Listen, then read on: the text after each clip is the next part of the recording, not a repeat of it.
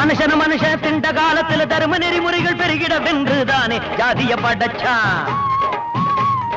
மனுஷ ஒழுங்கா திருந்தி வாழ ஜாதிய படைச்சான்.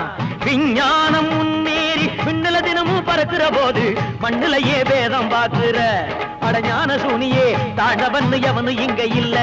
அட மனித விண்டமே மேல் ஜாதி இன்னும் எவனு இங்க இல்ல. ஏறு பிடிச்சும் உழுதாதாண்டா உனக்கு கிடைக்கும் சோறு. சாணி மிதிச்சு உழவ உழைச்சாதாண்டா உனக்கு உணவு. 1000 கைகள் நெசவு நெஞ்சாத்தான் உனக்கு உடுத்த துணி இருக்கும். 1000 கைகள் செங்கல் மண்ணு சுமந்தாத்தான் வீடு கிடைக்கும். ஜக்கம்மா ஜக்கம்மா ஜக்கம்மா ஜக்கம்மா கண்ணத்தோரந்து வாரம்மா. பூமியின் மேலே நியாய தர்மம் எங்கே போச்சம்மா. தாயே மனுஷ மனசு மாறி போச்சம்மா.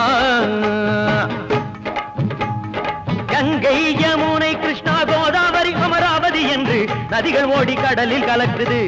இவன் சுயநலத்தாலே தண்ணீர் எல்லாம் வீணா போகுது. பாவம் பெருகியதாலே ஆறெல்லாம் வறண்டு போகுது. ஹரிஜன திராவிட பிராமண முஸ்லீம் கிறிஸ்தவன் எல்லாம் ஒரு ஜாதி.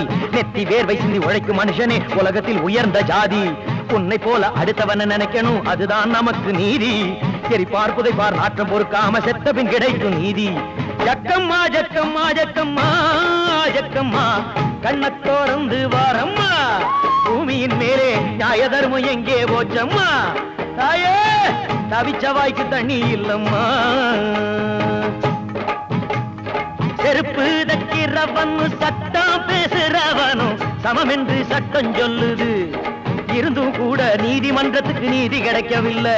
நீதி சொன்ன பின்னும் விவசாயிக்கு தண்ணி கிடைக்கவில்லை. நாட்டை ஆளுறவன் நாட்டை மதிக்காட்டி குடிமகை எப்படி மதிப்பான். பதவியில உள்ளவங்க பகல் வேஷம் போட்டா பாட்டாளி சும்மாவா இருப்பான். கொண்டி குடிசையில நிற்கும் மனுஷனுக்கு எப்படி கிடைக்கும் நீதி. துண்டு கோவணத்தில் இருக்கும் மனுஷனுக்கு எப்படி கிடைக்கும் நீதி. ஜக்கம்மா ஜக்கம்மா ஜக்கம்மா ஜக்கம்மா கண்ணத்தோரந்து வாரம்மா. பூமியின் மேலே நியாய தர்மம் எங்கே போச்சம்மா. தாயே நல்ல காலம் பொறக்க செய்யம்மா.